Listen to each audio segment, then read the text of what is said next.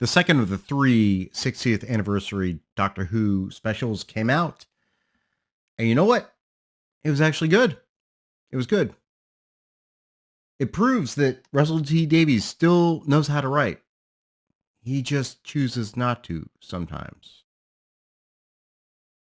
The second special picks up right where the first one left off after Donna spilled coffee on the TARDIS control console. The TARDIS is now spinning wildly throughout the universe. They encounter Sir Isaac Newton. Apparently, this is Sir Isaac Newton in the Doctor Who universe. Man holding an apple in 1666. Are you Sir Isaac Newton? Sir Isaac. Yeah, I'm going to have a little bit more to say about that.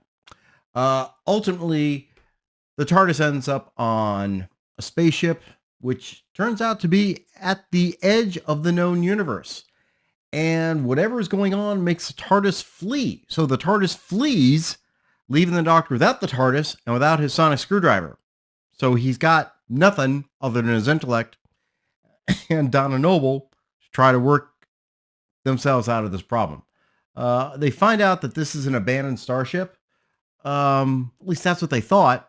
Turns out there's actually two entities on the ship from outside the known universe. And these entities start to take the forms of the Doctor and Donna. And you know what? It's really creepy. It's really creepy. This episode for me calls back to some of the stuff that RTD was doing early on. The episode Midnight, which is an episode in the 4th series. If it's life or form or consciousness or voice, you don't have to steal it. You can find it without hurting anyone. It's creepy. It's unnerving. Similarly, we had the episode Blink when the Weeping Angels are introduced. Don't turn your back. Don't look away and don't blink. Good luck. So, Russell T Davies does know how to write horror-type episodes, scary, creepy episodes of Doctor Who, and that's what he does here. The interactions are very interesting, and it really shows, I really think it highlights the quality of acting that David Tennant and Catherine Tate bring to these roles. So they're playing themselves, and at the same time, they're playing these doppelgangers who are slowly becoming them. And throughout the episode, they encounter each other and they don't know if they're dealing with the real person. So real Donna meets a doctor and she doesn't know if it's the real doctor or the doppelganger doctor. I want to know why you're doing this. That's what I was going to say. Well, you should have been faster, because that's me, isn't it? Fast. Am I fast? Do I talk fast? Yes. But you're a copy of me. You're only fast because I am. And it's just really, it's well done. I can't say anything really bad about that part. The overall story is well done here. The solution in the end, they figure out what's going on. They figure out that the prior captain of this ship realized that these entities were trying to take over and to get from where they were at the end of the universe back to the universe because they were interested in it. They saw the war, they saw the violence, and that was something they wanted to be part of. Your noisy, boiling universe. We want to travel there to play your vicious games and win. So basically, you got some evil creatures who basically just want to go do evil. And of course, the Doctor figures it out. I said so. I said count down straight away. It's that simple. Oh, I translated the numbers. I never heard them out loud. Fenn's law, Collis break means 10, 9, 8. The ship that they're on is doing a very slow countdown. They can't stop the countdown, so he speeds it up so that the ship will blow up and take out the aliens. The Doctor doppelganger is racing to stop the self-destruct.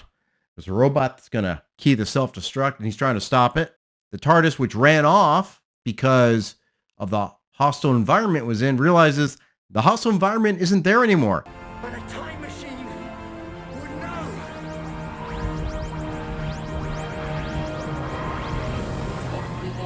The Doctor gets the TARDIS back. Now he has to save Donna. But the problem is, he can't figure out which Donna's which. Is it his? So he takes the Donna with him on the TARDIS. Guess what? It's Rondonna. She's not me! I'm me! You've got the wrong one! He does sort it out by figuring that the arms were a little too long, which calls back to a very creepy scene where Doppelganger Donna's arms go very long. He figures out the problem, saves Donna.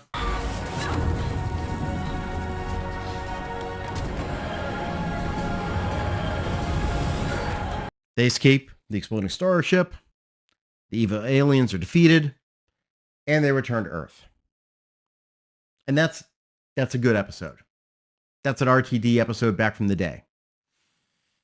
And honestly, for me, the best part is they return to Earth, where they left. Now, a couple days have passed, apparently, and waiting for them is Wilf, Bernard Cribbins, Wilfred Mott, Donna's grandfather. And if you remember, there was some just fantastic interaction between Wilf and David Tennant's doctor.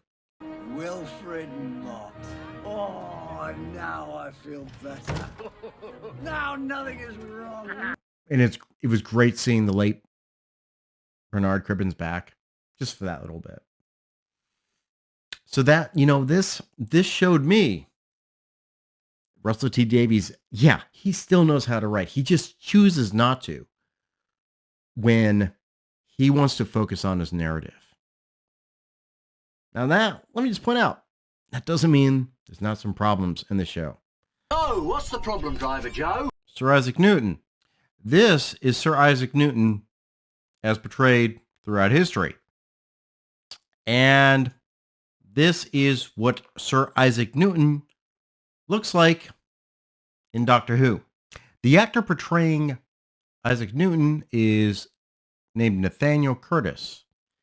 He is born to an English mother and Indian father, and is quite clearly a person of color. That's an interesting choice. I guess in the Doctor Who universe, England is living Bridgerton, apparently. So there's that. A historically inaccurate portrayal of Sir Isaac Newton. Maybe there's a little bit of the message still being promoted there. And also, let's talk about what happens after that. Because you see, Donna noticed something about Sir Isaac. Was it me, or was Isaac Newton hot? He was, wasn't he? He was so hot. Oh. Is that who I am now? Yeah. The Doctor agrees. Sir Isaac is so hot. Is that who he is now? Is this what we're going to see? See, this is where, in my mind, I'm like, oh, this is actually a good episode. But I know Russell T Davies still knows how to write a good episode. But is he still pushing the message? Then kind of he is. Anything else? The Timeless Child continues. That's right. Well, we had already heard that Russell T Davies was not going to go back on his friend Chris Chibnall's alteration of 60 years of history to change the Doctor. It's confirmed here. Because when the Doctor's talking with Donna Doppelganger, he talks about what happened with the Flux, talks about what he learned, and the guilt he feels. It destroyed half the universe because of me. We stand here now on the edge of creation, a creation which I devastated. So yes, I keep running. Of course I do. How am I supposed to look back on that? It wasn't your fault. I know! So yeah, this is happening. This is probably going to be the part that's going to stick out for me in the new series that the Doctor, who's always a mysterious character, was not a Time Lord. It was a little black girl who fell through some spatial fissure and was experimented on for hundreds of regenerations by a mad scientist from Gallifrey. It's not changing. It's not changing.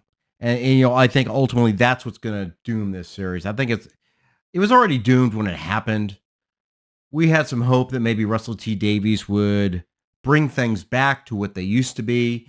What we're going to see with this show, with this episode specifically, shows me is this. Russell T Davies can still write, but he's not changing what is done. He doesn't have a desire to. He doesn't think that people want him to, apparently. And he thinks what was done apparently was right.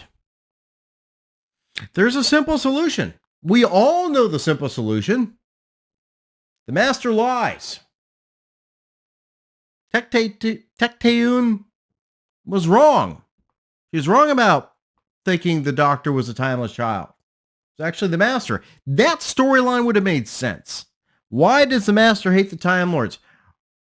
He didn't know it until he found out about it. And that's why he destroyed the Time Lords. And that's why he told the Doctor that the Doctor is a timeless child, because he's trying to destroy the Doctor. That's the story that needs to be told.